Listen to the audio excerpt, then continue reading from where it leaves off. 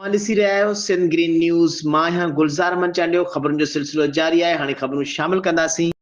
जैकमाबाद का ख़बर शामिल कंदासीं त जैकमाबाद खां रिपोर्ट करे रहियो आहे गुलाम हुसैन जखाणी। जैकमाबाद वधंदड़ बदअमनी ऐं सिटी पुलिस जे नाजाइज़नि ख़िलाफ़ मज़दूर शहरी इत्तेहाद तरफ़ां सदर हाजी गुलाम नबी रिंद जे अॻवानी में एहतिजाजी रैली कढी वई। जैकमाबाद ज़िले अंदरि बदअमनी बदस्तूर जारी आहे ऐं ज़िले में वधंदड़ बदअमनी ख़िलाफ़ सदर मज़दूर शहरी इत्तेहाद जे हाजी गुलाम नबी रिंद जे अॻवानी में हबीब चौक खां प्रेस क्लब ताईं एहतिजाजी रैली कढी वई।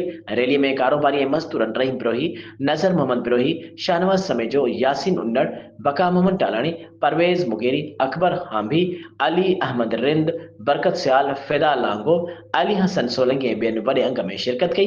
रैली शहर जे मुख़्तलिफ़ रोडनि रस्तनि खां थींदी प्रेस क्लब पहुती, जिते मज़दूर शहरी इत्तेहाद जे सदर हाजी गुलाम नबी रिंद ख़िताब कंदे चयो त जैकमाबाद जूं हालतूं कचे खां बि बदतर थी चुकियूं आहिनि।